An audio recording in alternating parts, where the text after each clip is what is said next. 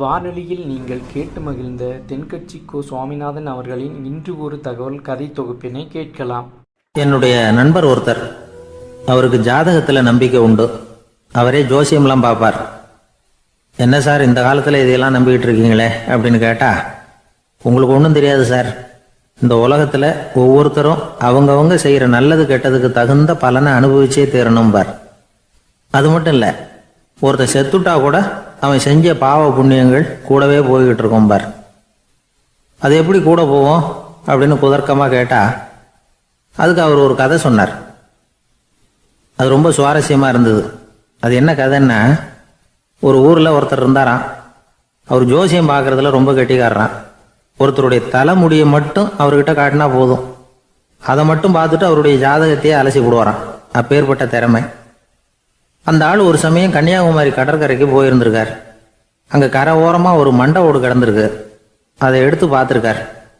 அந்த மண்டை ஓட்டை வச்சுக்கிட்டே அதோட ஜாதகத்தை அலசியிருக்கார். இந்த மண்டை ஓட்டுக்கு உரிய ஆசாமி வாழ்க்கையில் ரொம்ப கஷ்டப்பட்டிருக்கணும், நிறைய கஷ்டத்தை அனுபவிச்சிருக்கணும். அது தாங்க முடியாமல் தான் கடலில் விழுந்து தற்கொலை பண்ணிட்டு இருக்கான் அப்படிங்கிறத அவர் கணிச்சுட்டார். இருந்தாலும் இந்த மண்டை ஓடு இன்னமும் அனுபவிக்க வேண்டியது பாக்கி இருக்கு அப்படிங்கிறத அவர் உணர்ந்தாராம். அது சரி, ஒருத்தன் உயிரோடு இருக்கிற வரைக்கும் நல்லது கெட்டதை அனுபவிக்க முடியும், செத்ததுக்கு அப்புறமும் பாக்கி இருக்குன்னா அதை எப்படி அனுபவிக்கிறது? இந்த மண்டை ஓட்டுக்கு இன்னும் கொஞ்சம் பாக்கி இருக்குங்கிறது அவருக்கு புரிஞ்சதே தவிர அதோட அர்த்தம் என்னங்கிறது சரியா விளங்கலை. சரி, இதை இன்னும் கொஞ்சம் விவரமாக ஆராய்ச்சி பண்ணுவோம் அப்படின்னு நினச்சிக்கிட்டு அதை தன்னுடைய வீட்டுக்கு எடுத்துகிட்டு போயிட்டார். அந்த மண்டை ஓட்டை ஒரு பெட்டியில் வச்சு பூட்டினார். தன்னுடைய தனி அறையில் அதை பத்திரமா வச்சுக்கிட்டார். தினமும் ராத்திரி ஆனதும் தன்னுடைய மனைவியை பார்த்து, நீ போய் பூஜை அறையில் தனியாக படுத்துக்க அப்படின்னு சொல்லிவிட்டு தினம் ராத்திரி 12 மணிக்கு பெட்டியை திறந்து அவர் பார்ப்பார். மண்டை ஓடு அப்படியே இருந்தது தவிர இன்னும் கொஞ்சம் பாக்கி இருக்குங்கிறதுக்கு அர்த்தம் அவருக்கு விளங்கலை. அந்த மண்டை ஓட்டுக்கு இன்னும் என்ன பாக்கி இருக்க போகுது? எப்படியோ ஒரு 10 நாள் போச்சு. அந்த வீட்டம்மாவுக்கு சந்தேகம் வந்துட்டுது. நம்ம வீட்டுக்காரரு நம்மளை தனியாக ஏன் தூங்க சொல்கிறார் அப்படிங்கிற சந்தேகம். உடனே பக்கத்து வீட்டு அம்மா கிட்ட விஷயத்த சொல்லியிருக்கிறாங்க. அந்த அம்மா உடனே, நீ கவலைப்படாத, நான் கண்டுபிடிச்சி சொல்கிறேன் அப்படின்னு சொல்லிவிட்டாங்களாம். அன்னைக்கு ராத்திரியே ஜன்னல் வழியாக எட்டி பார்த்துருக்குறாங்க. இந்த ஆள் மண்டை ஓட்டை கையில் வச்சுக்கிட்டு அது திருப்பி திருப்பி பார்த்துக்கிட்டு இருக்கிறான். அதை பார்த்துட்டாங்க. மறுநாள் காலையில் அவரோட மனைவியை பார்த்தாங்க. ஏம்மா, உன் வீட்டுக்காரருக்கு நீ முதல் மனைவியா 2வது மனைவியா அப்படின்னு கேட்டாங்களாம். எனக்கு தெரிஞ்ச வரைக்கும் நான் ஒருத்தி தான் அவருடைய மனைவி அப்படின்னாங்களாம் அவங்க. அப்படி இல்லை, நீ அவருக்கு 2வது மனைவி. முதல் மனைவியின் மண்டை ஓட்டை தான் அவர் தினமும் ராத்திரியில் எடுத்து பார்த்துக்கிட்டு இருக்கிறார் அப்படின்னாங்க அடுத்த வீட்டு அம்மா. அப்படியா விஷயம் அப்படின்னு சொல்லிவிட்டு கணவன் வீட்டில் இல்லாத நேரமாக பார்த்து அந்த மண்டை ஓட்டை எடுத்து கொண்டாந்து ஒரு உரல்ல போட்டு உலக்கையால் குத்தி நொறுக்க ஆரம்பிச்சுட்டாங்க. வெளியில் போயிருந்த அந்த ஆள் அப்போ தான் உள்ளே நுழைஞ்சார். மண்டை ஓடு உலக்கை கிட்ட குத்து வாங்கிக்கிட்டு இருக்கு. அது அனுபவிக்க வேண்டியது இன்னும் கொஞ்சம் பாக்கி இருக்குங்கிறதுக்கு அர்த்தம் எனக்கு இப்போ தான் புரிஞ்சுது அப்படின்னாராம் அவர். இந்த கதையிலேருந்து நாம் இன்னொரு நீதியையும் புரிஞ்சுக்கணும். அதாவது நம்ம வீட்டை பற்றி நமக்கு புரியாததெல்லாம் அடுத்த வீட்டுக்கு. ஒரு ஊரில் 4 நண்பர்கள் இருந்தாங்க. 4 பேரும் சோம்பேறிகள். 4 பேருக்கும் எந்த வேலையும் செய்யறதுக்கு உடம்பு வளையறதில்லை. இருந்தாலும் சோம்பேறித்தனத்தில் ஒருத்தருக்கு ஒருத்தர் கொஞ்சம் வித்தியாசம் உண்டு. அதுக்கு தகுந்த மாதிரி அவங்களுக்கு பேர் அமைஞ்சு போச்சு. ஒருத்தன் கால் சோம்பேறி, இன்னொருத்தன் அரை சோம்பேறி, அடுத்தவன் முக்கால் சோம்பேறி, கடைசி ஆள் முழு சோம்பேறி. இவங்க 4 பேரும் நண்பர்கள். அப்புறம் எப்படி காரியம் நடக்கும்? 4 பேரும் ஒரு வீதியில் அப்படியே நடந்து போய்கிட்டு இருக்கிறாங்க. நல்ல பசி. எங்கேயாவது சோறு போடுவாங்களா அப்படின்னு பார்த்துக்கிட்டே வந்தாங்க. அவங்க வந்த வழியில் ஒரு ரூபா காசு கிடந்தது தரையில். அவங்க கண்ணில் அது பட்டுது. ஆனாலும் அதை குனிஞ்சு எடுக்கணுமே, அதுக்கு சோம்பேறித்தனம். முழு சோம்பேறி பார்த்தான். பக்கத்தில் வந்துக்கிட்டு இருந்த முக்கால் சோம்பேறிக்கிட்ட சொன்னானா, டேய் அதை கொஞ்சம் குனிஞ்சு எடுறா அப்படின்னானா. அவன் என்ன பண்ணான் தெரியுமா? அதுக்கு அடுத்தபடியாக வந்த அரை சோம்பேறிக்கிட்ட சொன்னானா, டேய் நீ அதை கொஞ்சம் குனிஞ்சு எடுறா அப்படின்னானா. அவன் இவனை விட மோசம். அடுத்தவங்கிட்ட சொல்லியிருக்கிறான். அவனும் குனியறதுக்கு தயாராக இல்லை. ஆக கூடி கடைசியில் யாருமே காசை எடுக்கலை. என்னத்துக்கு அனாவசியமாக உடம்ப வளைச்சிக்கணும் அப்படின்னு எல்லாரும் பேசாமல் வந்துட்டாங்க. அவங்க பாட்டுக்கு நடந்து வந்துக்கிட்டே இருக்கிறாங்க. எதிரில் ஒருத்தன் வாழைப்பழத்தை வண்டியில் வச்சு தள்ளிகிட்டே வந்தான். ரூபாய்க்கு 4 பழம்னு கூவி விற்றுக்கிட்டே வர்றான். இப்போ அந்த முழு சோம்பேறி சொன்னானா, டேய் வழியில் கிடந்ததை 1 ரூபா அதையாவது எடுத்துக்கிட்டு வந்திருந்தா இப்போ இந்த பழத்தை வாங்கி ஆளுக்கு ஒன்று சாப்பிட்லாமே அப்படின்னானா. ஆமாம் சாப்பிட்ருக்கலாமே அப்படின்னாங்களாம் மற்றவங்களும். ஆனாலும் திரும்பி போய் அதை எடுக்கணும்னு யாருக்கும் தோணலை. பேசாமல் சோர்ந்து போய் நடந்து வந்தாங்களாம். இருட்டி போச்சு. வழியில் ஒரு கோவில். சரி இங்கேயே படுத்து தூங்குவோம் அப்படின்னா ஒருத்தன். அதுதான் சரின்னாங்க மற்றவங்களும். அப்படியே மண்டபத்தில் படுத்துட்டாங்க. கோவில் அர்ச்சகர் வேலையெல்லாம் முடிச்சு விட்டு வெளியில் வந்திருக்காரு. இவங்கள பார்த்தாராம். ஏன் இப்படி சோர்ந்து போய் கிடக்குறீங்க அப்படின்னு விசாரிச்சிருக்காரு. 2 நாளாச்சுங்க நாங்கள் சாப்பிட்டு அப்படின்னாங்களாம். அவர் உடனே ஐயோ பாவம் அப்படின்னு சொல்லி பானை, விறகு, அரிசி, தண்ணி எல்லாம் கொடுத்து நீங்களே சமையல் பண்ணி சாப்பிட்டுக்குங்க அப்படின்னு சொல்லிவிட்டு போயிட்டார். இந்த 4 பேருக்கும் சமையல் பண்ணி சாப்பிட்ணும்னு ஆசையாக தான் இருந்தது. ஆனால் அடுப்பு பற்ற வைக்கணுமே, அதுக்கு தீப்பெட்டி வேணுமே. தீப்பெட்டி இல்லை. இப்போ முழு சோம்பேறி ஆரம்பித்தான். அடுத்தவனை பார்த்து, டேய் கடைக்கு போய் ஒரு தீப்பெட்டி வாங்கிட்டு வாயேன் அப்படின்னு நானான். அவன் வழக்கம் போல் அடுத்தவங்ககிட்ட சொல்லியிருக்கான். அவன் அதுக்கு அடுத்தவங்ககிட்ட சொல்லியிருக்கிறான். கடைசியாக கால் சோம்பேறிக்கிட்ட வந்து சேர்ந்தது. அவனும் அது நம்மால் முடியாது அப்படின்னு பேசாமல் இருந்துட்டான். இப்போ தீப்பெட்டி வேணுமே, அதுக்கு என்ன பண்ணுறது? அவங்களுக்குள்ளே பேசி ஒரு முடிவுக்கு வந்தாங்களாம். அதாவது யார் முதல்ல வாயை திறந்து பேசுகிறாங்களோ அவங்க தான் தீப்பெட்டி வாங்கிறதுக்கு போகணும் அப்படின்னு. அவ்வளவுதான். உடனே 4 பேரும் வாயை கெட்டியாக மூடிக்கிட்டு படுத்துக்கிட்டாங்க. அவங்க சமையல் பண்ணி சாப்பிட்டாங்களா என்ன அப்படிங்கிறது அர்ச்சகருக்கு தெரியல. சரி பார்த்துட்டு வரலாமேன்னு வந்தார். வந்து பார்க்குறாரு, இவங்க 4 பேரும் அசையாமல் படுத்து கிடக்குறாங்க. அர்ச்சகர் பயந்துட்டார். ஒருவேளை பசி தாங்காமல் செத்து போட்டாங்களோ அப்படிங்கிற பயம், அல்லது நாம் கொடுத்த உணவுப் பொருளில் ஏதாவது விஷம் கலந்துருக்குமோ அப்படின்னும் பயந்தார். அப்படின்னா நம்ம மேலே பழி வந்துருமே அப்படின்னு நினச்சி நடுங்க ஆரம்பிச்சிட்டார். அப்புறம் அவரும் ஒரு முடிவுக்கு வந்தாராம். கோவிலுக்கு பக்கத்துலேயே ஒரு பெரிய குழி இருந்தது. அதில் ஒவ்வொருத்தரையாக இழுத்துக்கிட்டு போய் போட்டார். கொஞ்சம் மண்ணை தள்ளினார். காலால் மிதித்தார். அவர் மிதித்த மிதி ஒருத்தன் அடி வயத்தில் போட்டுவிட்டுது. அவன் உடனே வலி தாங்காமல் ஐயோ அம்மான்னு அலறினான். உடனே நடந்தது என்ன தெரியுமா? மற்ற 3 பேரும் துள்ளி எழுந்திரிச்சாங்களாம். அவனை பார்த்து நீ தாண்டா தீப்பெட்டி வாங்க போகணும், நீ தாண்டா வாங்க போகணும், நீ தான் சத்தம் போட்ட அப்படின்னு சொல்லி ஆரம்பிச்சிட்டாங்களாம். அர்ச்சகர் பார்த்தார். இது பேய் மாதிரி தெரியுதுன்னு நினச்சிக்கிட்டு ஒரே ஓட்டமாக ஓடி போட்டாராம்.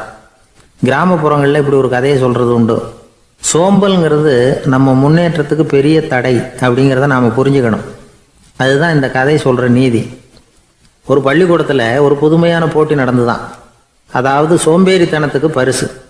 அதில் 2வது பரிசு யாருக்குன்னு அறிவித்தாங்க. ஒரு பையன் எழுந்திரிச்சு மெதுவாக நடந்து போய் பரிசை வாங்கிட்டான். அடுத்தது முதல் பரிசு யாருக்கு அப்படின்னு அறிவிச்சாங்களாம். அவன் கடைசி வரிசையிலேருந்து கத்தனானா, ஐயா அதையும் அந்த பையன் மூலமாகவே கொடுத்து அனுப்பி வச்சுருங்க, இங்கே வந்தது நான் வாங்கிக்கிறேன் அப்படின்னு நானா. ஒரு ஏரி ஓரமாக 2 பசங்க நடந்து போய்கிட்டு இருக்கிறாங்க. அதில் ஒருத்தன் பணக்கார வீட்டு பையன், இன்னொருத்தன் ஏழை. இவங்க 2 பேரும் போய்கிட்டு இருக்கிறாங்க. வழியில் ஒரு இடத்துல ஒரு ஜோடி செருப்பு இவங்க கண்ணில் படுது. ஒரு விவசாயி அந்த செருப்பை அங்கே விட்டுட்டு பக்கத்தில் இருந்த ஏரியில் கை காலை கழுவிட்டு இருக்கிறார். உடனே அந்த பணக்கார பையனுக்கு ஒரு ஐடியா. அவன் சொன்னானா, டேய் இப்போ ஒரு வேடிக்கை செய்யலாம். அந்த செருப்பு 2ஐயும் தூக்கி எட்டத்தில் வீசி எரிஞ்சிருவோம். அந்த ஆள் வந்து பார்த்துட்டு செருப்பை தேடி அல்லாடுவான், அங்கேயும் இங்கேயும் ஓடுவான், திருன்னு முழிப்பான். அதை பார்த்து நாம் ரசிக்கலாம், நல்ல தமாஷா இருக்கும் அப்படின்னு இருக்கான். இப்படி சொல்லிவிட்டு அந்த செருப்புகளை தூக்கத்துக்கு போனானா. கொஞ்சம் பொறு அப்படின்னானா அந்த ஏழை பையன்.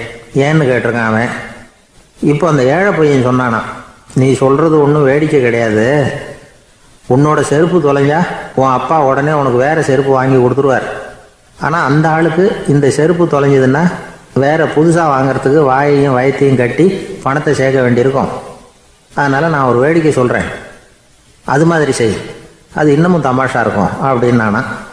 எப்படி அது சொல்லுன்றிருக்கான் அவன். செருப்பு 2ம் அது இருக்கிற இடத்துலையே இருக்கட்டும். உன் சட்டை பையிலிருந்து ஒரே ஒரு 1 ரூபா நாணயத்தை எடு. அதை அந்த செருப்பு மேலே அதோட குதிகால் பகுதியில் வச்சுட்டு நாம் 2 பேரும் அந்த மரத்துக்கு பின்னாடி ஓடி போய் மறைஞ்சு நின்றுக்குவோம். அப்புறம் பாரு வேடிக்கை அப்படின்னா. அதே மாதிரி 1 ரூபா காசு செருப்பு மேலே வச்சுட்டு இவங்க 2 பேரும் மறைஞ்சு நின்றுக்கிட்டாங்க. கொஞ்ச நேரத்தில் அந்த விவசாயி வந்தார். காலில் உள்ள மண்ணை தட்டிவிட்டு செருப்பை மாட்டுறதுக்காக போனார். அங்கிருந்த காசு கண்ணில் போட்டுட்டுது. அவருக்கு ஆச்சரியமாக போச்சு. அதை கையில் எடுத்து பார்க்குறார். 4 பக்கமும் திரும்பி திரும்பி பார்க்குறார், யார் இதை வச்சிருப்பான்னு. கடைசியில் ஆகாயத்தை பார்க்குறார். ஆண்டவா, இது உன்னோட கருணை தான். நீ தான் யாரோ புண்ணியவான் மனசில் தர்மம் பண்ணுற எண்ணத்தை உண்டாக்கி இருக்கிற. அந்த புண்ணியவான் நல்லா இருக்கணும் அப்படின்னு வாழ்த்தி அந்த காசை கண்ணில் ஒத்திக்கிட்டாராம். மறைஞ்சிருந்து பார்த்துக்கிட்டு இருந்த ஏழை பையன் இப்படி சொன்னான், பாத்தியா, உன்னை புண்ணியவான்னு வாழ்த்தி விட்டு போகிறார் அந்த ஆள். அவருக்கும் சந்தோஷம், அதை பார்த்து நமக்கும் சந்தோஷம். உனக்கு 1 ரூபாங்கிறது ஒரு பெரிய விஷயம் இல்லை, ஆனால் அதனால் நமக்கு கிடைச்சிருக்கிற மகிழ்ச்சி ரொம்ப உயர்வானது அப்படின்னு நானும். வேடிக்கையும் கிண்டலும் இது மாதிரி அடுத்தவங்களுக்கு இடைஞ்சலாக இல்லாமல் இருக்கணும் அப்படிங்கிறார் கலைவாணர். ஆனால் பாருங்க, அவருக்கே இடைஞ்சலாக வர்ற விஷயங்களை கூட அவர் வேடிக்கையாக தான் எடுத்துக்கிட்டாராம். ஒரு தடவை ஒருத்தர் கலைவாணர்கிட்ட வந்து, ஐயா, என் குழந்தை செத்து போச்சு அப்படின்னு சொல்லி அழுதாராம். உடனே இவர் அவருக்கு 100 ரூபா பணத்தை கொடுத்து, இந்தாங்க அடக்கம் செய்யுங்க அப்படின்னு சொல்லி அனுப்பி வச்சாராம். 1 வருஷம் கழித்து மறுபடியும் அதே ஆள் வந்திருக்கார். இவர் மறந்துருப்பாருங்கிற நினைப்புல, அண்ணே என் குழந்தை இறந்து போச்சுண்ணே அப்படின்னாராம். இவர் மறுபடியும் 100 ரூபா கொடுத்து ஆறுதல் சொல்லி அனுப்பி வச்சாராம். 7-8 மாதம் கழித்து மறுபடியும் அதே ஆள் வந்திருக்கார். அவர் வாயை திறக்கிறதுக்கு முன்னாடியே இவர் 100 ரூபாய் அவர் கையில் வச்சு, போன 2 தடவை தான் குழந்தை செத்து போச்சு, இந்த தடவையாவது அதை சாகாமல் காப்பாற்றி விடு அப்படின்னு சொல்லி அனுப்பி வச்சாராம். அதுக்கப்புறம் அந்த ஆள் வர்றதே இல்லையா. வெளிநாட்டுக்கு போகணும்னு ஆசை, ஆனால் அவனுக்கு எந்த மொழியும் தெரியாது. இருந்தாலும் சமாளிச்சுக்கலாம்னு முடிவு பண்ணிட்டு கிளம்பிட்டான். ஏதோ ஒரு தேசத்துக்கு போய் சேர்ந்தான். அங்கே அவனுக்கு யாரையும் தெரியாது. அவங்க என்ன மொழியில் பேசிக்கிறாங்க அப்படிங்கிறது கூட புரியல. என்ன பண்ணுறதுன்னு யோசனை பண்ணிட்டு ஒரு இடத்துல நின்றுக்கிட்டு இருக்கிறான். எதிர ஒரு பெரிய கட்டடம், நிறைய பேர் உள்ளே போயிட்டு இருக்கிறாங்க. இவனும் அவங்க பின்னாடியே உள்ளே போனான். ஒரு பெரிய அறை, அலங்காரம்லாம் பண்ணி வச்சிருக்கிறாங்க. நிறைய பேர் சாப்பிட்றதுக்காக உட்காந்துருக்குறாங்க. இவனுக்கு நல்ல பசி, அதனால் இவனும் உட்காந்தான். சாப்பாடு போட்டாங்க, சாப்பிட்டான். அன்பான உபசரிப்பு. இவன் மனசு உள்ள நினச்சிக்கிட்டான், இது ஏதோ அரசருடைய அரண்மனை மாதிரி தெரியுது, இன்னைக்கு ஏதோ விருந்து நடக்குது, நல்ல வேளை நம்ம பசியும் தீர்ந்தது அப்படின்னு நினச்சிக்கிட்டே நிமிர்ந்து பார்க்குறான். சாப்பாடு பரிமாறினவன் எதிரில் ரொம்ப பணிவோட முதுக வளைச்சி வணக்கம் தெரிவித்தான். இவனும் எழுந்திரிச்சு நின்று முதுக வளைச்சி வணக்கம் தெரிவித்தான். ரொம்ப நன்றின்னா. அவன் ஒரு சீட்டை இவன் கையில் கொடுத்தான். இவன் அதை வாங்கி பார்க்குறான், என்ன எழுதியிருக்குன்னு ஒன்றும் புரியல. சரி, இந்த நாட்டில் தங்களுடைய நன்றியை சீட்டில் எழுதி தான் கொடுப்பாங்க போல இருக்கு அப்படின்னு நினச்சிக்கிட்டு மறுபடியும் நன்றின்னா. ஆனால் அவன் காசை கொடுங்கன்னான். ஏன்னா அது ஒரு ஹோட்டல், இவன் சாப்பிட்டதுக்கான பில் அது. இவன் அதை புரிஞ்சிக்கவே இல்லை. நன்றின்னு அந்த சீட்டில் எழுதி கொடுக்குறாங்க போல இருக்கு அப்படின்னு நினச்சிக்கிட்டு அதை வாங்கி சட்டை பையில் பத்திரமா வச்சுக்கிட்டு, பரவாயில்லைங்க ரொம்ப மகிழ்ச்சின்னா. ஒரு வெளிநாட்டுக்காரனுக்கு இவ்வளவு தூரம் மரியாதை பண்ணுறீங்களே, எங்கள் ஊருக்கு போனதும் உங்களை பற்றி நிறைய சொல்லுவேன் அப்படின்னா. இவன் என்ன சொல்கிறான்னு அவனுக்கு புரியல. இவனை பிடிச்சி அழைச்சிட்டு போய் முதலாளி முன்னாடி நிறுத்தினான். நாம் சொன்னதில் இவனுக்கு ரொம்ப பெருமையாக இருக்கணும் போல இருக்கு, அதுதான் பெரிய இடத்துக்கு அழைச்சிட்டு வந்திருக்கிறான் அப்படின்னு இவன் நினச்சிக்கிறான். அவரும் பில்லுக்கான பணத்தை கொடுங்கிறாரு. பரவாயில்லைங்க ரொம்ப மகிழ்ச்சி நன்றிங்கிறான் இவன். அவரு பார்த்தார், இவனை நீதிமன்றத்துக்கு அனுப்பி வச்சுட்டார். இவன் என்ன நினச்சிக்கிட்டான், நம்மளை இந்த ஊர் ராஜா முன்னாடியே அழைச்சிக்கிட்டு வந்து நிறுத்தி இருக்கிறாங்க போல இருக்கு, என்ன ஒரு பெருந்தன்மை அப்படின்னு நினச்சிக்கிறான். நீதிபதி சொன்னார், சாப்பிட்டதுக்கான பணத்தை கொடுத்துரு, இல்லைன்னா அதுக்கான தண்டனையை அனுபவிக்க வேண்டி இருக்கும்னார். ராஜாவே நமக்கு நன்றி சொல்கிறாரு போல இருக்கு அப்படின்னு நினச்சிக்கிறான் இவன். என் மகிழ்ச்சிக்கு எல்லையே இல்லைங்க அப்படின்னா. அவரு பார்த்தார், இவனுக்கு தண்டனை கொடுக்க வேண்டியது தான் அப்படின்னு முடிவு பண்ணார். உடனே தீர்ப்பு எழுதினார். இவனை கழுதையில் பின்புறமாக உட்கார வைங்க, இவன் ஒரு மோசடிக்காரன் அப்படின்னு ஒரு போர்டு எழுதி அவன் கழுத்தில் மாட்டுங்க, அப்புறம் அந்த கழுதையை ஊர் பூரா விரட்டுங்க அப்படின்னார். இவனுக்கு தான் மொழி புரியலையே, ஏதோ நடக்குது அப்படிங்கிறது மட்டும் புரியுது. எல்லாரும் சேர்ந்து இவனை ஒரு கழுதை மேலே உட்கார வச்சாங்க. ஓஹோ, நம்மளை பாராட்டி ஒரு ஊர்வலம் நடத்துகிறாங்க போல இருக்கு அப்படின்னு நினச்சிக்கிறான் இவன். எல்லாரும் சத்தம் போட்டுக்கிட்டே கையை தட்டிக்கிட்டு கழுதை பின்னாடி ஓடி வர்றாங்க. இவனுக்கு ரொம்ப உற்சாகமாக இருக்குது. எல்லாருக்கும் கை கூப்பி வணக்கம் சொல்லிக்கிட்டே போகிறான். கூட்டத்தில் திடீர்னு ஒரு தெரிஞ்ச முகம் தெரியுது. அவனுடைய தேசத்தை சேர்ந்த ஒரு ஆள் அவன். அவனை பார்த்ததும் இவனுக்கு ரொம்ப உற்சாகம். நம்ம ஊருக்கு போனதும் இங்கே நமக்கு கிடைச்ச மரியாதையெல்லாம் உண்மைதான்னு சொல்கிறதுக்கு ஒரு சாட்சியும் கிடைச்சிட்டுது அப்படின்னு நினச்சிக்கிறான். அவனை பார்த்து கத்தனான், நல்லா பார்த்துக்க, இந்த ஊர் மக்கள் எனக்கு எப்படிப்பட்ட வரவேற்பு கொடுக்குறாங்கங்கிறத நல்லா கவனிச்சுக்கோ அப்படிங்கிறான். அவனுக்கு அவமானமாக போட்டுது. தலையை குனிஞ்சுக்கிட்டே நழுவி போயிட்டான். இவன் பார்த்தான், அவன் தலை தெரியல.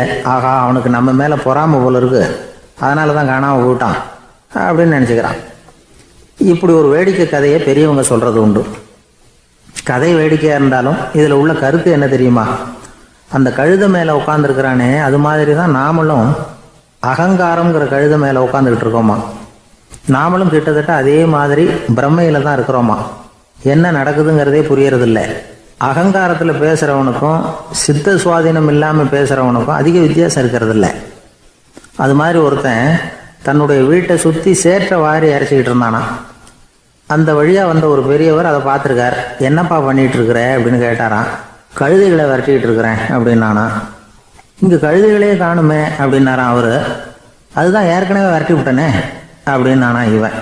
ஒரு ரயில் வேகமாக போயிட்டு இருக்கு. அது ஒரு ரயில்வே ஸ்டேஷனில் கொஞ்ச நேரம் நின்றுது. அப்போது அதில் ஒரு ஆள் ஏறினார். தலையில் ஒரு மூட்டையை வச்சுருந்தார். மூட்டையை தலையில் சுமந்துக்கிட்டே உள்ளே வந்தார். மூட்டையை தலையில் சுமந்துக்கிட்டே ஒரு இடத்துல உட்காந்தார். ரயில் மறுபடியும் புறப்பட்டது. இவர் தன் தலையில் இருந்த மூட்டையை கீழே இறக்கி வைக்கணும்ல, வைக்கல, சுமந்துக்கிட்டே வர்றார்.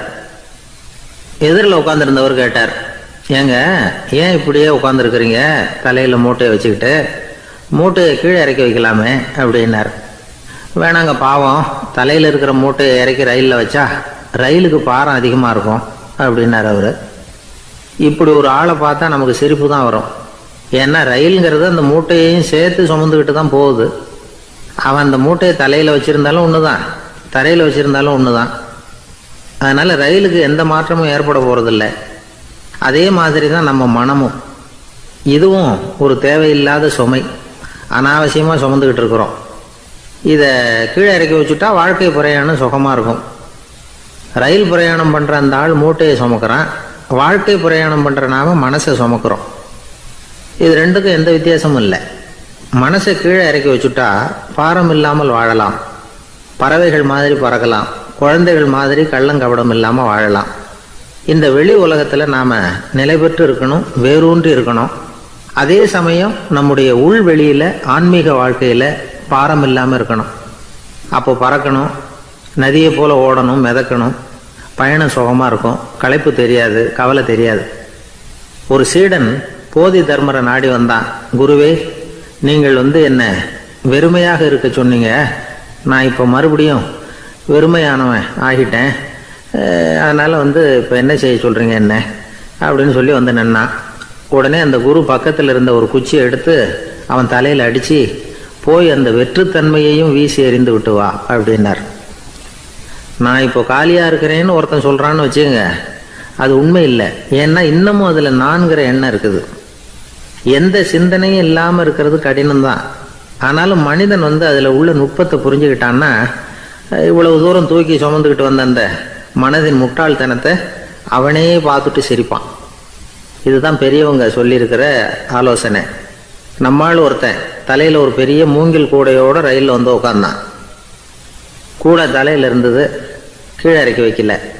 எதிரில் இருந்தவர் கேட்டார், ஏங்க எதுக்காக அதை அனாவசியமாக சுமந்துக்கிட்டே இருக்கீங்க, கீழே இறக்கி வைங்களேன்னார். இல்லைங்க, நான் வீட்டை விட்டு புறப்படும் பொழுதே என் பையன் சொல்லிவிட்டான், கூடையை தலையை விட்டு இறக்கக்கூடாதுன்னு அப்படின்னார். அவன் சின்ன பையன், விவரம் இல்லாமல் சொல்லியிருப்பான். இப்போ என்ன நேரில் வந்தால் பார்த்துக்கிட்டு இருக்கிறான், நீங்கள் இறக்கி வைங்கன்னார் அவர். அவன் நேரில் பார்த்துக்கிட்டு இல்லை, இருந்தாலும் நான் இந்த கூடையை கீழே இறக்கி வச்சா அது அவனுக்கு தெரிஞ்சிடும் அப்படின்னாரு இவர். அது எப்படின்னார் அவர். அவன் தனக்கு டிக்கெட் வாங்க வேணாம்னு சொல்லி இப்போ இந்த கூடைக்குள்ளே தான் உட்காந்துருக்கிறான் அப்படின்னார் இவர்.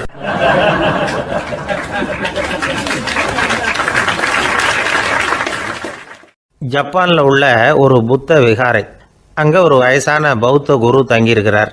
ஒரு நாள் ராத்திரி கடுமையான குளிர், அவரால் தாங்க முடியல. பார்த்தார், மரத்தில் செஞ்ச புத்த சிற்பங்கள் அங்கே நிறைய இருந்தது. அதில் ஒன்றை எடுத்து அதுக்கு தீ மூட்டி அந்த நெருப்பில் குளிர் காஞ்சிக்கிட்டு இருக்கிறார். மர சிற்பம் தீ வச்சதும் படபடன்னு வெடிக்க ஆரம்பிச்சுட்டுது. அந்த சத்தத்தை கேட்டதும் அந்த புத்த விகாரையின் குருக்கள் வெளியில் ஓடி வந்தார். இவர் ஆனந்தமாக குளிர் காஞ்சிக்கிட்டு இருக்கிறார். அவரால் பொறுத்துக்க முடியல. தெருவில் தெரிஞ்சுக்கிட்டு இருந்த அந்த பெரியவரை இங்கே தங்க அனுமதித்ததே அவர் தான்.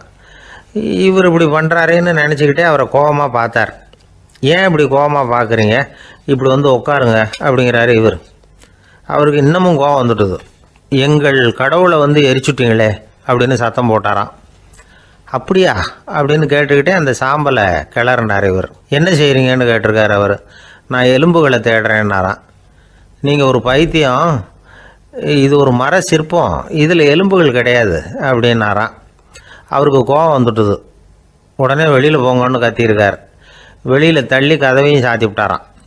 மறுநாள் காலையில் கதவை திறந்து பார்த்தா அந்த வயசான பெரியவர் ஒரு மைல்கல் மேலே சில காட்டு பூக்களை வச்சு புத்தம் சரணம் கச்சாமின்னு சொல்லிக்கிட்டே இருக்கிறார். இவருக்கு சந்தேகமாக போட்டுது. கிட்ட போனார். என்ன செஞ்சுக்கிட்டு இருக்கீங்கன்னு கேட்டார். இது என்னுடைய காலை நேர பிரார்த்தனைனாராம். நிஜமாகவே நீங்கள் ஒரு பைத்தியமாக தான் இருக்கணும், ஏன்னா அது ஒரு மைல்கல் அப்படின்னாராம். இப்போ அந்த பெரியவர் சொன்னாராம், நீங்கள் ஒரு மரத்தை புத்தராக நினைக்கும் பொழுது நான் ஏன் ஒரு மைல்கல்ல புத்தராக நினைக்கக்கூடாது? நான் வந்து புத்தரை எரிக்கலாம், ஏன்னா அவரை நான் நேசிக்கிறேன். அந்த சிற்பம் வந்து மரத்தால் ஆனதுங்கிறது எனக்கு தெரியும். நான் ஒரு மைல்கல்லை தொழலாம், ஏன்னா அது எனது பூக்களை தாங்குது. நான் இந்த மைல்கல்லுக்குள்ளே மறைஞ்சிருக்கிற புத்தரை பார்க்குறேன். யாராவது ஒரு சிற்பி இதை சிலையாக்கினாதான் நீங்கள் புத்தரை பார்க்க முடியும். அன்னைக்கு ரொம்ப குளிராக இருந்தது. நான் எனக்குள்ளே இருக்கிற புத்தரையும் பாதுகாக்கணும். உள்ளே இருக்கிற புத்தரை காப்பாற்றுறதுக்காக வெளியில் உள்ள புத்தரை எரிக்கலாம், அதில் ஒன்றும் தப்பு இல்லை. அது அவருடைய போதனையிலேயே இருக்குது. உனக்குள் ஜோதியாக இரு அப்படிங்கிறது அவருடைய போதனை. என்னுடைய புத்தர் வந்து குளிரில் நடுங்கிட்டு இருந்தார். அந்த மர சிற்பங்கள் வெயில் மழையில் உணர்ச்சி இல்லாமல் இருந்தது, அதனால் அப்படி பண்ணினேன். ஆனால் நீங்கள் என்ன பண்ணீங்க? நான் ஒரு மர புத்தரை எரிச்சதுக்காக உயிருள்ள புத்தரை வெளியில் தள்ளி கதவை சாத்தினீங்க அப்படின்னாராம் அந்த பெரியவர். உண்மையான பக்திங்கிறது இதுதான். அதாவது உனக்குள் ஜோதியாக இரு அப்படின்னு புத்தர் சொன்னார் இல்லையா, அது மாதிரி தனக்குள் ஜோதியாக இருக்கிற இந்த காலத்து ஆசாமிகள் நிறைய பேர் உண்டு. எப்பவும் போதையிலேயே இருக்கிறவங்க. ஒரு நாள் நடு ராத்திரி ஒரு மது கடையில் ஒரு ஆள் அங்குள்ள சிப்பந்திகள் கிட்ட கேட்டுக்கிட்டு இருக்கிறான். மறுபடியும் இந்த கடை எப்போ திறப்பாங்கன்னு கேட்டானா. நாளைக்கு காலையில் 8 மணிக்கு திறப்பாங்க அப்படின்னு நானா அங்கே இருந்த ஆள். அவன் திருப்பி திருப்பி அதையே கேட்டுக்கிட்டு இருக்கான். இவனுக்கு பதில் சொல்லி சொல்லி அழுத்து போச்சு. அதான் சொல்கிறேன் ஐயா, நாளைக்கு காலையில் வா அப்படின்னாங்களாம். அதுக்கு இவன், நான் வர்றதுக்காக கேட்கலையா, நேத்திக்கு வந்தவன் உள்ளேயே மாட்டிக்கிட்டேன், வெளியில் போகிறதுக்காக கேட்டேன் அப்படின்னானா. ஒரு ஊரில் ஒரு ஆள் இருந்தான். நிறைய பணம் சேர்த்தான். அவனுக்கு சம்பாதிக்க தெரியுமே தவிர செலவு பண்ண தெரியாது. மகா கஞ்சன். காசை கையில் எடுக்கவே மாட்டான். எடுத்தால் செலவு செய்ய வேண்டியிருக்குமே, அதனால் இப்படியே அவன் காலத்தை ஓட்டி விட்டான். வயசாகிட்டுது. அவனுடைய மனைவி ஒரு நாள் கேட்டாங்க, இவ்வளவு நாளாக நீங்கள் என்னை எங்கேயுமே அழைச்சிட்டு போனதில்லை, இப்போவாவது அழைச்சிட்டு போகக்கூடாதா அப்படின்னாங்க. எங்கே போகணும் சொல்லுன்னா. காசிக்கு போகணும், கங்கையில் குளிக்கணும்னாங்க. இவன் பார்த்தான், இதுக்கு ஏன் அவ்வளோ தூரம் செலவு பண்ணிட்டு போகணும், நம்ம ஊர் ஆற்றுலேயே குளிக்கலாமே, இதுவும் புண்ணிய நதி தான், இங்கே குளித்தா அங்கே குளித்த பலன் கிடைச்சிரும் அப்படின்னா. சரின்னு 2 பேரும் ஆத்தங்கரைக்கு போனாங்க. அன்னைக்கு ஏதோ விசேஷம், நிறைய கூட்டம், நிறைய பேர் குளிச்சுக்கிட்டு இருக்கிறாங்க. கரையில் சில புரோகிதர்கள் நின்றுக்கிட்டு இருக்கிறாங்க. குளிக்கிறதுக்கு முந்தி அவங்கக்கிட்ட உட்காந்தா ஏதோ மந்திரம்லாம் சொல்லுவாங்க, கொஞ்சம் காசு கொடுக்க வேண்டியிருக்கும். அதனால் இவன் என்ன பண்ணான், ஆத்தங்கரையிலேயே கொஞ்சம் தூரம் போனான். ஊரை விட்டு தள்ளி வந்துட்டான். அங்கே யாருமே இல்லை. அப்பாடான்னு சந்தோஷப்பட்டான். குளிக்கலாம்னு புறப்பட்டான். இந்த நேரம் கடவுள் பார்த்தார், இந்த கஞ்சனுக்கு ஏதாவது புத்தி போகட்டணும் அப்படின்னு நினைச்சார். உடனே ஒரு புரோகிதர் மாதிரி உருவத்தை மாற்றிக்கிட்டு அந்த ஆள் முன்னாடி வந்து நின்னார். அவனுக்கு அதிர்ச்சி. இங்கே யாருமே இருக்க மாட்டாங்கன்னு நினச்சா இங்கேயுமே ஒரு ஆள் வந்துட்டாரு, என்ன பண்ணுறதுன்னு யோசனை பண்ணான். புரோகிதர் உருவத்தில் இருந்த கடவுள் சொன்னார், இதை பாருங்க, இன்னைக்கு விசேஷ நாள், நீராடுறதுக்கு முன்னாடி சுயகல்பம் பண்ணிக்கிறது ரொம்ப நல்லது அப்படின்னார். என்கிட்ட பணம் எதுவும் இல்லையேன்னா. பரவாயில்ல, அப்புறமா கொடுங்க, வாங்கிக்கிறேன். ஆனால் ஒன்று, எவ்வளவு கொடுப்பீங்கிறத மட்டும் இப்போவே சொல்லி கொடுங்க அப்படின்னார். இவன் ரொம்ப யோசனை பண்ணான். ஒரு 10 பைசா தரேன் அப்படின்னா. சரின்னு ஒத்துக்கிட்டு எல்லா கிரியைகளையும் அவர் செஞ்சார். அதுக்கப்புறம் கணவனும் மனைவியும் ஆற்றுல குளிச்சாங்க. அவர் போயிட்டார். கொஞ்ச நாள் கழித்து அவன் வீட்டுக்கு வந்தார் கடனை வசூல் பண்ணுறதுக்கு. வாசலில் நின்றுக்கிட்டு இருந்த அவன் மனைவி இவரை பார்த்ததும் தயங்க ஆரம்பித்தாங்க. அந்த அம்மா கிட்ட விஷயத்த சொன்னார். அந்த அம்மா ஓடி போய் உள்ளே இருக்கிற தன்னுடைய கணவர்கிட்ட சொன்னாங்க.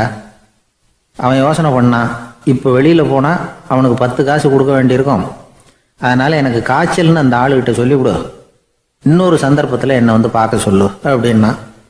அந்த அம்மா போய் சொன்னாங்க. அப்படிங்களா, அப்படின்னா அவரை நான் உடனே போய் பார்க்கணுமே அப்படின்னு உள்ளே நுழைய ஆரம்பித்தார். அவங்க மறுபடியும் இருங்க தான் வரேன்னு சொல்லிவிட்டு உள்ள ஓடி விஷயத்த சொன்னாங்க. இது ஏதுடா வம்பா போச்சு அப்படின்னு பார்த்தான். மனைவியை கிட்டத்தில் கூப்பிட்டான். இதோ பாரு, ஜன்னி கண்டு நான் இறந்து போயிட்டதா சொல்லிவிடு அப்படின்னா சொன்னாங்க. புரோகிதர் பார்த்தார். அப்படின்னா ஒரு வழியாக இருந்து அவருடைய இறுதி சடங்குகளையும் நானே முடிச்சுட்டு போயிடுறேன் அப்படின்னார். உள்ளே இருந்தவன் யோசனை பண்ணான், அந்த ஆள் என்னை விடமாட்டான் போல இருக்கு, அதனால் ஒரு சவப்பெட்டியில் என்னை வச்சு தூக்கிக்கிட்டு மயானத்துக்கு போங்க பார்த்துக்கலாம் அப்படின்னா. புரோகிதரும் விடுற மாதிரி இல்லை, கூடவே நடந்து போயிட்டு இருக்கிறார். அங்கே இறக்கி சடங்குகளை முடிச்சுட்டு தீ வைக்கிற நேரம் பொட்டிக்குள்ளே இருந்த நம்ம ஆள் அலறி அடிச்சுட்டு வெளியில் ஓடி வந்தான். புரோகிதர் உருவத்தில் இருந்த கடவுள் சிரிச்சார், தன்னுடைய சுய உருவத்தை காட்டினார். அதுக்கப்புறம் அவனை கூப்பிட்டு, இதை பாருப்பா, ஏன் இப்படி அல்லாடுற, ஏதாவது வர வேணும்னா கேள்தரேன் அப்படின்னார். அவன் யோசனை பண்ணான். பகவானே, ஒரே ஒரு வரம் தான் உங்ககிட்ட கேட்கணும்னா. என்ன வேணும் கேளுன்னார். அந்த 10 பைசா தட்சணையை தள்ளுபடி பண்ணா போதும் அப்படின்னா. கடவுளும் சரின்னு சொல்லிட்டு போயிட்டார். இப்படி ஒரு கதையை சுவாமி சிவானந்தர் சொல்லியிருக்கிறார். செல்வந்தர்கள் பல பேர் இப்படித்தான் இருக்கிறாங்க. தாங்களும் அனுபவிக்க மாட்டாங்க, அடுத்தவங்களுக்கும் கொடுக்க மாட்டாங்க. இது மாதிரியான கஞ்சர்களுக்கு இந்த உலகம் இல்லை, அந்த உலகம் இல்லைங்கிறார் அவர். இந்த கதையில கடவுள் கடன் வசூலுக்கு வந்தது மாதிரி நம்ம ஊர் ஆள் ஒருத்தன் இன்னொருத்தர்கிட்ட 10 பைசா கடன் கொடுத்துட்டான். திருப்பி வாங்கறதுக்கு நடையா நடக்கிறான். கடைசியா கேட்டான், நீ எப்பதான் கடனை திருப்பி தரப்போற, அதை முடிவா சொல்லுன்னா. வர்ற வியாழக்கிழமை கண்டிப்பா கொடுத்துருவேன் அப்படின்னானா அவன். அன்னைக்கு நான் ஊர்ல இருக்க மாட்டேனே அப்படின்னானா இவன். அதனால என்ன, நானும் தான் அன்னைக்கு ஊர்ல இருக்க மாட்டேன் அப்படின்னானா. ராமகிருஷ்ணர் வாழ்ந்த காலத்துல நடந்த ஒரு நிகழ்ச்சி இது. அப்போ ஒரு ஓவியர் இருந்தாராம். அவருக்கு ஒரு ஆசை, ராமகிருஷ்ணர் படத்தை வரையணும், அதை அவர்கிட்டயே கொண்டுட்டு போய் காட்டி அபிப்பிராயம் கேட்கணும். இதுதான் அந்த ஓவியரின் ஆசை. உடனே ராமகிருஷ்ணர் படத்தை வரைஞ்சி முடித்தார். அதை எடுத்துக்கிட்டு போனார். இவர் போன சமயம் அங்கே ராமகிருஷ்ணர் சீடர்களோடு உட்காந்துருக்கிறார். விவேகானந்தர் அங்கே இருக்கிறார். இந்த ஓவியர் கொண்டுகிட்டு போய் தான் வரைந்த ஓவியத்தை அவர்கிட்ட காட்டினார். ராமகிருஷ்ண பரமஹம்சரின் ஓவியத்தை ராமகிருஷ்ணர்கிட்டயே காட்டுறார். ராமகிருஷ்ணர் என்ன பண்ணார் தெரியுமா, அந்த படத்தை பார்த்தார். உடனே அது காலை தொட்டார். குருதேவருடைய இந்த செயல் சீடர்களுக்கு ரொம்ப வியப்பை உண்டு பண்ணிச்சு. சில பேர் மனசுக்குள்ளேயே ரொம்ப குழம்பி போக ஆரம்பிச்சிட்டாங்க, என்ன இப்படி பண்ணுறாருன்னு. என்ன இது அவரோட படம், அவரே அவரோட படத்தின் காலை தொடுறார் அப்படின்னு யோசிச்சாங்க. சில பேர் ஒன்றும் புரியாமல் ஒருத்தர் பார்த்து சிரிச்சுக்கிட்டாங்க. அந்த இடத்துல சீடர்கள் மட்டும் இல்லை, சீடர் அல்லாத பல பேர் இருந்தாங்க.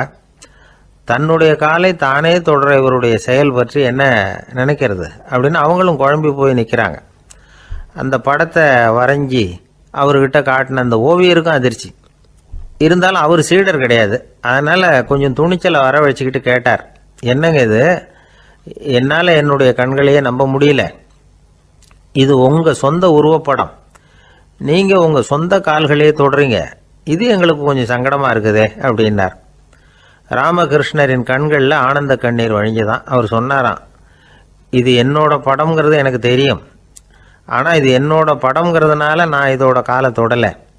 நீ என்னுடைய சமாதி நிலையை இந்த படத்தில் படம் பிடிச்சி காட்டியிருக்கிற, அதனால் அதோட காலை தொடறேன். சமாதி நிலையில் யார் இருந்தாலும், அது என்னுடைய படமாக இருந்தாலும் சரி அல்லது வேறு யாருடைய படமாக இருந்தாலும் சரி, படம் யாருதுங்கிறது முக்கியம் இல்லை. இதில் எது முக்கியம்னா அது தன்னை உணர்ந்த ஒரு உணர்நிலையின் படம். அப்படி இருக்கிறப்போ அதோட காலை நான் தொடணும். அதுக்கு நீங்கள் எல்லாரும் ஏன் சங்கடப்படுறீங்கன்னு எனக்கு தெரியல அப்படின்னாராம். இப்போ தான் அங்கே இருந்த சீடர்களுக்கும் மற்றவங்களுக்கும் விவரம் புரிஞ்சுதான். இதுக்கு முன்னாடி யாரும் செய்யாததை இவர் செஞ்சிருக்கிறார், ஆனால் அவருடைய காரணம் ரொம்ப நியாயமானது அப்படிங்கிறத உணர்ந்தாங்களாம். இதுவரைக்கும் ஆன்மீகத்தில் சமாதி நிலை, அதாவது தன்னை உணர்ந்த நிலை பற்றி புரிஞ்சுக்கிட்டோம். இல்லறத்தில் ஏற்படக்கூடிய சமாதி நிலை பற்றி உங்களுக்கு தெரியுமா? ஒரு அம்மா டாக்டர்கிட்ட வந்து சொன்னாங்களாம், டாக்டர், என் வீட்டுக்காரருக்கு உடம்புல ஏதோ கோளாறுன்னு நினைக்கிறேன், நான் எவ்வளவு நேரம் பேசினாலும் காதில் விழாதது மாதிரி உட்கார்ந்துருக்கிறார் அப்படின்னாங்களாம். அதுக்கு அந்த டாக்டர் சொன்னாராம், அம்மா அது உடம்பு கோளாறு இல்லை, அது ஒரு பெரிய திறமை அப்படின்னாராம். எனக்கு இது மட்டும்தான் சார் தெரியும், இதை தவிர வேறு எதுவும் தெரியாது அப்படின்னு சொல்லிக்கிட்டே காலம் தள்ளுறவங்க ரொம்ப பேர். அவங்களெல்லாம் கஷ்டப்பட வேண்டியிருக்கும். ஒருத்தர் தன்னுடைய தொழிலில் ரொம்ப கெட்டிக்காரராக இருக்கலாம், அதுக்காக எப்பவும் அதே ஞாபகத்தில் இருந்துக்கிட்டு உலகியல் அறிவு இல்லாமல் இருந்துடக்கூடாது, அது ஆபத்து. இதுக்காக நம்ம தாத்தா பாட்டிலாம் ஒரு கதை சொல்லுவாங்களே, கேள்விப்பட்டிருக்கீங்களா? ஒரு சமயம் ஒரு 4 பேர் சேர்ந்து வெளியூருக்கு பிரயாணம் போனாங்களாம். அந்த 4 பேர் எப்படி தெரியுமா? ஒருத்தர் வேதாந்தி, இன்னொருத்தர் சங்கீத வித்வான், 3வது ஆள் வைத்தியர், 4வது ஆள் ஜோசியர். இவங்க 4 பேரும் நண்பர்கள். அதனால் சேர்ந்து புறப்பட்டாங்க. வழியில் ஒரு ஊரில் தங்கினாங்க. இருட்டி போச்சு. அதனால் இன்றைக்கி ராத்திரி இங்கேயே தங்கி இருந்துட்டு நாளைக்கு புறப்படலாம் அப்படின்னு தீர்மானம் பண்ணாங்க. சாப்பாட்டுக்கு என்ன பண்ணுறது? அங்கேயே கடத்தெருவுக்கு போய் சாமான்லாம் வாங்கியாந்து சமைச்சு சாப்பிட்லாம்னு முடிவு பண்ணாங்க. 4 பேர் இருக்கிறதுனால ஆளுக்கு ஒரு காரியமாக செய்யலாம் அப்படின்னு வேலையை பிரிச்சுக்கிட்டாங்க. வைத்தியர் கரிகாய் வாங்க போனார், வேதாந்தி எண்ணெய் வாங்க போனார், ஜோசியர் பலசரக்கு வாங்க போனார், சங்கீத வித்வானுக்கு சமைக்கிற வேலை. எல்லாம் சரி, ஆனால் நடந்தது என்ன தெரியுமா? கடைத்தெருவுக்கு காய்கறி வாங்க போனார்ல வைத்தியர், அங்கே போய் மார்க்கெட்டில் பார்த்தார். ஒவ்வொரு கரிகாயாக எடுத்து பார்த்தார். இது பித்தம், உடம்புக்கு ஒத்துக்காது, இது வாயு, உடம்பு ஒத்துக்காது அப்படின்னு ஒவ்வொன்றா தள்ளினார். கடைசியில் ஒன்றுமே தேரல, வெறுங்கையோடு திரும்பி வந்துக்கிட்டு இருக்கிறார். எண்ணெய் வாங்க போனார் வேதாந்தி, அவர் ஒரு தொன்னையில் எண்ணெயை வாங்கினார். பேசாமல் அதை எடுத்துகிட்டு வர வேண்டியது தானே, முடியல. அவருடைய வேதாந்த மூளை சிந்திக்க ஆரம்பிச்சுட்டுது. இந்த தொன்னைக்கு எண்ணெய் ஆதாரமா அல்லது எண்ணெய்க்கு தொன்னை ஆதாரமா அப்படிங்கிற ஆராய்ச்சியில் இறங்கினார். என்னாச்சு தெரியுமா? அப்படி கவுத்து பார்த்தார். வாங்கின எண்ணெய் பூராவையும் வழியில் கொட்டிவிட்டு வெறும் தொண்டையோடு சேர்ந்தார். பலசரக்கு வாங்க போனார் ஜோசியர், அவர் ஒரு வழியில் பார்த்தாரு. வழியில் வந்தவங்களெல்லாம் அங்கங்கே ஒரு மரத்தடியில் உட்கார வச்சு அவங்களுக்கெல்லாம் ஆர்வம் சொல்ல ஆரம்பிச்சிட்டார். அப்படி ஒவ்வொருத்தராக சொல்லி முடிச்சுட்டு கடத்தருக்கு போய் சேர்ந்தார். இவர் அங்கே போய் சேர்றதுக்குள்ளே ரொம்ப நேரம் ஆகிட்டுது. கடையெல்லாம் பூட்டி விட்டு போயிட்டாங்க. என்ன செய்கிறது? அவரும் வெறுங்கையோடு திரும்பி சேர்ந்தார். சரி, இவங்க கதை தான் இப்படி ஆச்சு. அங்கே சமைக்கிறதுக்காக உட்காந்துருந்தார் சங்கீத வித்வான், அவர் கதை என்னாச்சு தெரியுமா? அங்கே அவர் அடுப்பை பற்ற வச்சு ஒலையை கொதிக்க வச்சார். அதாவது ஒரு பானையில் தண்ணியை ஊற்றி அடுப்பில் வச்சார். அது கொதிக்க ஆரம்பிச்சிது. தண்ணி கொதிக்கிற சத்தம் இருக்குதுல்ல, அது இவருக்கு தாளம் போடுறது மாதிரி இருந்தது. ஒரே குஷி, பாட ஆரம்பிச்சிட்டார். பாடிக்கிட்டே உற்சாகமாக கையில் இருந்த கரண்டியால் அந்த பானையில் தட்டினார், தாளம் போடுறதா நினச்சிக்கிட்டு. அவ்வளவுதான், பானை பட்டுன்னு உடஞ்சி போச்சு. தலையில் கையை வச்சுக்கிட்டு அவரும் உட்காந்துட்டார். எந்த தொழில் தெரிஞ்சாலும் சரி, அதை புத்திசாலித்தனமாக பயன்படுத்த தெரியலன்னா ஆபத்து தான். அதுக்காக தான் இந்த கதை. ஒரு பஸ்ஸு டிரைவர் ரொம்ப கெட்டிக்காரரு. பஸ்ஸை ரொம்ப திறமையாக ஆபத்து இல்லாமல் ஓட்டினதுக்காக பரிசுலாம் வாங்கினவர். அவரே ஒரு படகு ஓட்டுறதுக்காக அழைச்சிட்டு போயிருக்கிறாங்க, மோட்டார் படகு. அதையும் ரொம்ப திறமையாக தான் ஓட்டிகிட்டு போயிருக்கிறாரு. நடுக்கடலில் போனதும் படகு நின்று போச்சு. மோட்டாரில் ஏதோ கோளாறு. என்ன செய்யலாம் அப்படின்னு அந்த டிரைவரை கேட்டிருக்கிறாங்க படகுல இருந்தவங்கெல்லாம். அப்போ அவர் சொன்னாராம், கவலைப்படாதீங்க, ஒன்றும் பிரச்சனை இல்லை, எல்லாரும் கொஞ்சம் கீழே இறங்கி பின்னாடி தள்ளுங்க, மோட்டார் ஸ்டார்ட் ஆகிடும் அப்படின்னாராம். எனக்கு தெரிஞ்ச ஒருத்தர் இருக்கார். அவர் ஒரு பெரிய காவல்துறை அதிகாரி, ரொம்ப கண்டிப்பானவர். அவரை கண்டாவே எல்லாரும் பயப்படுவாங்க. அப்படிப்பட்டவர் வீட்டுக்கு போனால் அப்படியே அடியோடு மாறிடுவார். அங்கே போய் பார்த்தீங்கன்னா குழந்தைகளோட குழந்தையாக அவர் விளையாடிக்கிட்டு இருப்பார். அலுவலக சமயத்தில் பார்த்தீங்கன்னா குதிரை முதுகில் அவர் உட்காந்துருப்பார். வீட்டில் பார்த்தீங்கன்னா அவர் முதுகில் குழந்தை உட்காந்துருக்கும். அவர் குதிரை மாதிரி போயிட்டு இருப்பார். இது எப்படிங்க முடியுது உங்களால் அப்படின்னு கேட்டாங்க. அது ஒன்றும் இல்லை, இங்கே வீட்டுக்கு வந்த உடனே என்னோட மனசை தனியாக எடுத்து வச்சுருவேன் அப்படின்னார். அது என்னங்க உங்கள் சட்டப்பயிலியாக இருக்குது மனசு, அது தனியாக எடுத்து வைக்கிறதுக்கு அப்படின்னு கேட்டாங்க. அப்படி இல்லைங்க, இது ஒரு பயிற்சி, மனப்பயிற்சி, அவ்வளவுதான் அப்படின்னார். இப்படி சமயம் பார்த்து மனசை தனியாக வச்சுவிட தெரிஞ்சவங்க வாழ்க்கையில் எப்பவும் உற்சாகமாக இருப்பாங்க அப்படிங்கிறது பெரியவங்க கருத்து. ஒரு டாக்டர் ஆஸ்பத்திரியில் இருக்கிற வரைக்கும் டாக்டராக இருக்கலாம். அவர் மனைவிகிட்டையும் அவர் டாக்டராக இருக்க வேண்டிய அவசியம் இல்லை. ஒரு வக்கீல் கோர்ட்டில் இருக்கிற வரைக்கும் வக்கீலாக இருக்கலாம். வீட்டுக்கு வந்ததுக்கு அப்புறமும் வக்கீலாக இருக்க வேண்டிய அவசியம் கிடையாது.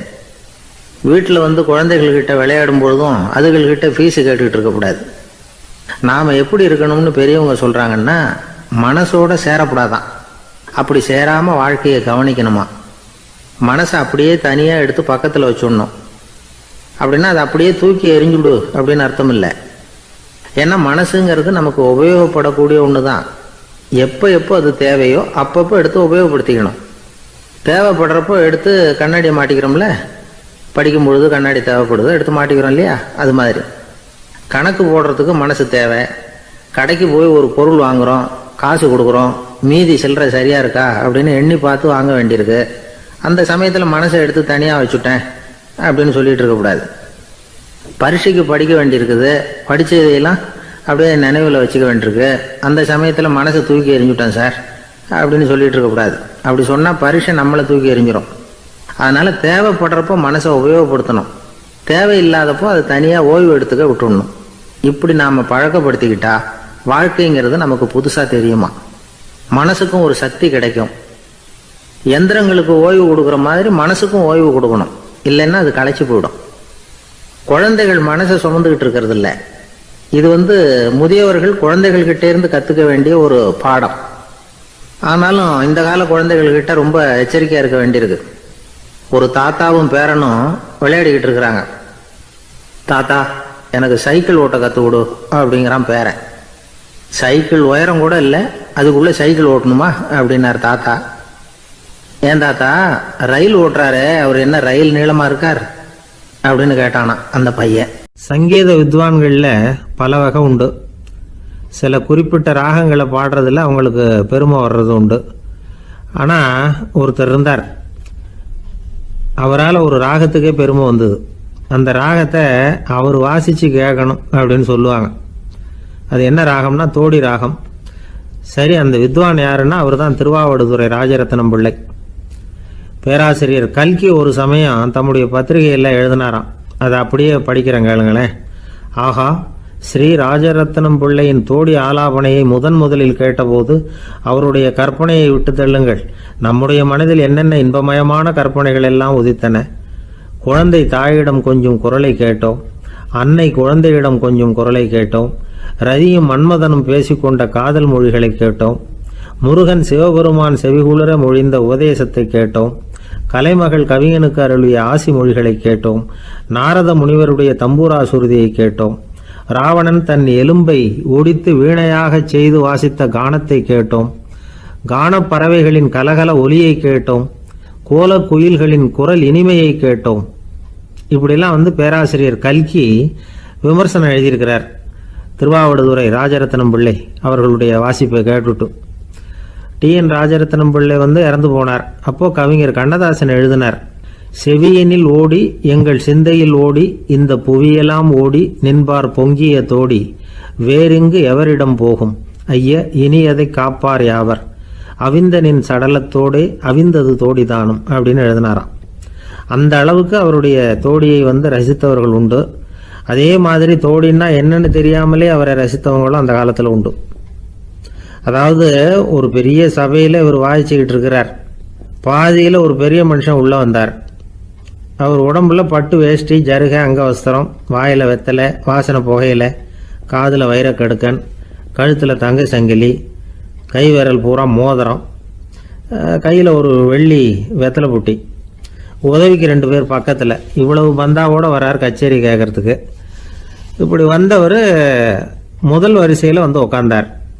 வித்வான் வாசித்து முடித்ததும் இவர் அவரை பார்த்து, ஐயா நீங்கள் தோடி வாசிக்கிறதுல ரொம்ப கெட்டிக்காரர்னு கேள்விப்பட்டிருக்கேன், அதை கேட்கறதுக்காக தான் மெனக்கிட்டு வந்திருக்கிறேன், அதை வாசிங்களேன் அப்படின்னாராம் இந்த பெரியவர்.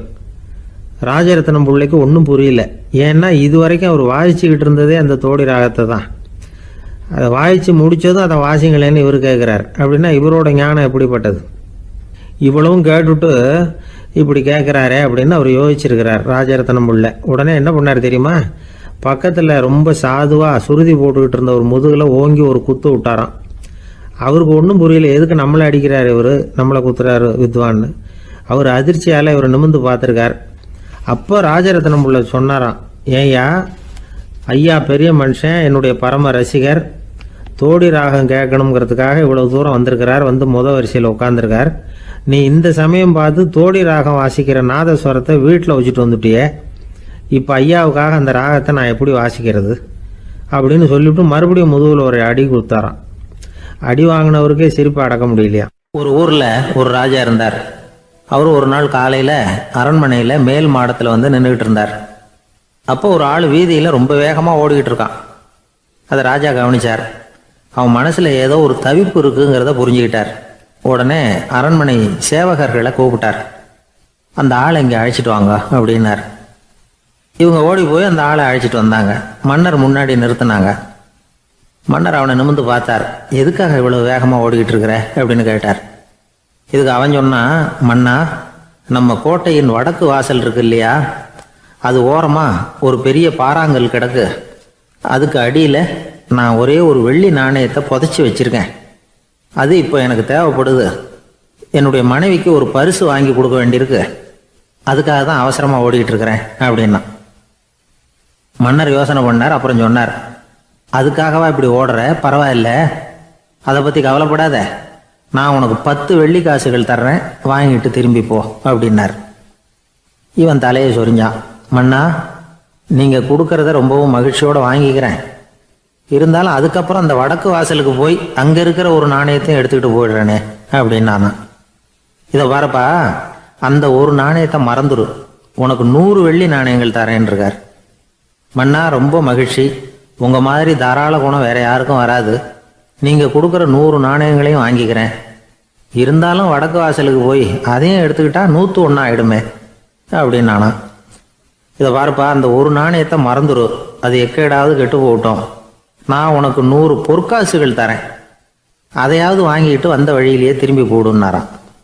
தங்க நாணயங்களே தரேன்னு சொல்கிறீங்க, தாராளமாக வாங்கிக்கிறேன். இருந்தாலும் வடக்கு வாசலுக்கு போய் அப்படின்னு மறுபடியும் ஆரம்பித்தான். அரசர் வந்து பொறுமை இழந்துட்டார். கடைசியாக ஒரு முடிவுக்கு வந்துட்டார்.